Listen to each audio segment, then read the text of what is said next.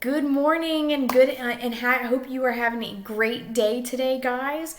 This is Miss Daniels, and today we will be talking about quotations.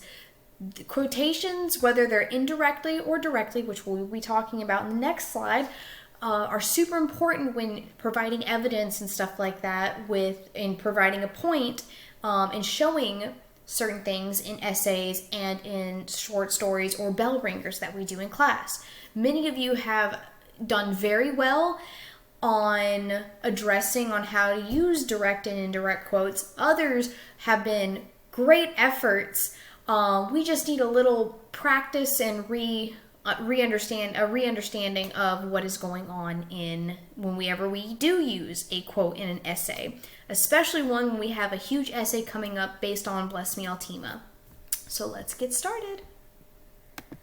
So my first question is, what are the two types of quotes?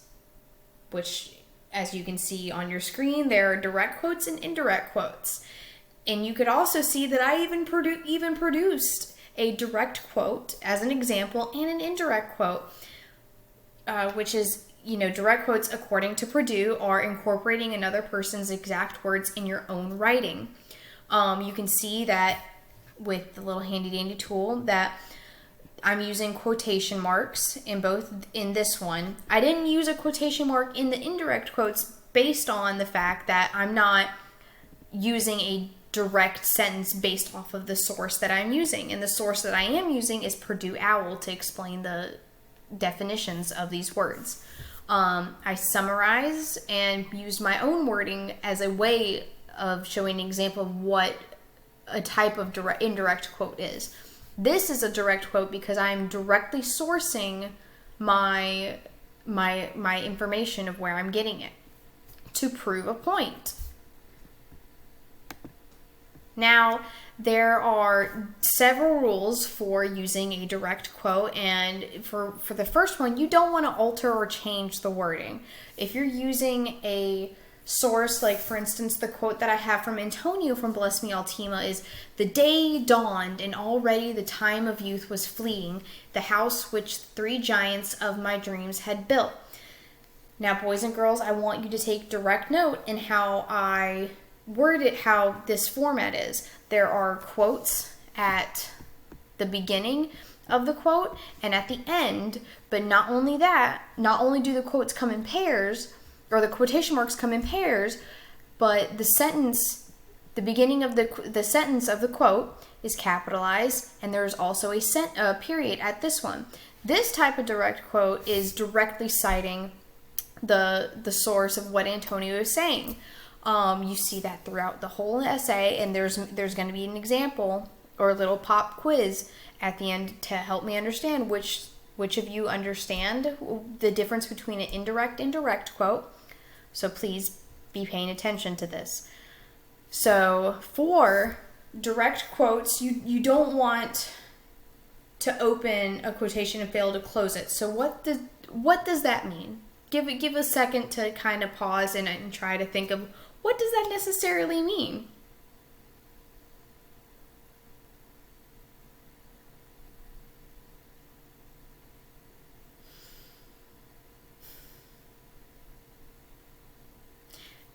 All right, so what that means is, so if you see in this quote right here, you don't want to start the quote with this and then just end it, like not finish it, don't close it. Because it's just an open-ended comment. And that's what most of y'all I see when it comes to editing y'all's essays in the peer reviews, or if you ask me to peer review it, most of you do not finish the sentence.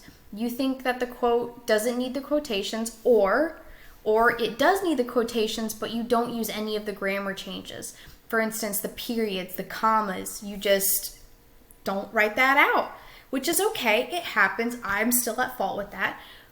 But anywho, you also, when you're doing your essays, you don't want to overuse them. Direct and indirect quotes are great when proving a point. But the issue that we are facing is the fact that we sometimes forget that we need to close these paragraphs and understand that they need to be written in a way that make sense in the essay. So we need to focus on do not open a quotation and failing to close it, like Purdue has said and I have said in class. But these are the rules of direct quotes. And using direct quotes, you want to use them where they're alluring and they're striking. But you want to make sure you use these quotations and you're citing your information correctly. And you're writing all your sentences out correctly too by the use of commas and the use of periods. You don't want to go into writing an essay and not properly quoting a person or a character. Now, with those rules of direct quotes, there are 3 rules with indirect quotes that I found to be the most important, which is, the big one is, which I am showing you right now, it is not necessary to use quotation marks as stated by Purdue OWL. This is an indirect quote, and as you can see, I started it with a capital sentence. I directly quoted, which this is okay for an indirect quote. I'm paraphrasing, but I'm also using actual words to prove my point from the source, which is something that the one grammar issue that we have with this is the misuse of the quotes. You guys will forget to put them in there sometimes, which, like I said, in the editing portion and the revising portion, that is completely okay. But we need to remember that when we are directly quoting or indirectly quoting someone or a character or an event, we don't want to miss those.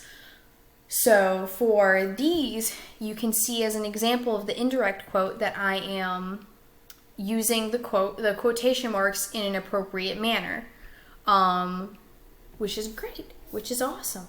That's how you want to see it done. The one thing that I did not do, which I should go back and fix, as an example of even your teacher messes up, is that I did not put my source right there next to it.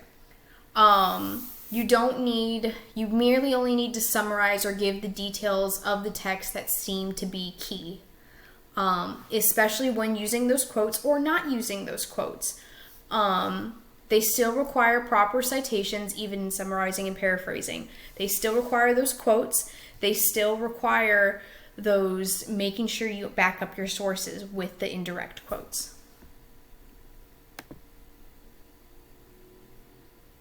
Now, I'm going to give y'all about a minute and a half to quickly go over which one of these is a direct and indirect quote.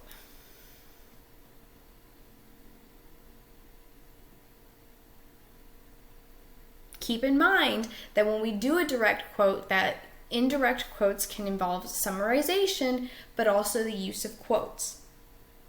And direct quotes are ones that have both the quotations.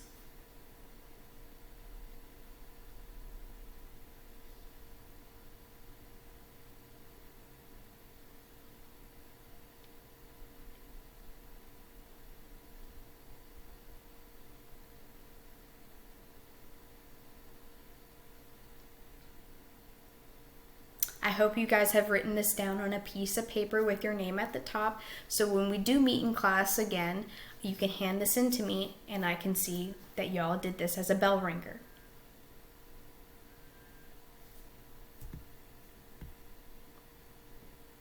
Now let's check those answers. So for A, this was a direct quote, and that was a direct quote because there was quotation marks in the correctly worded area, and the fact that the quote came directly from Bless Me Altima, from Antonio speaking this,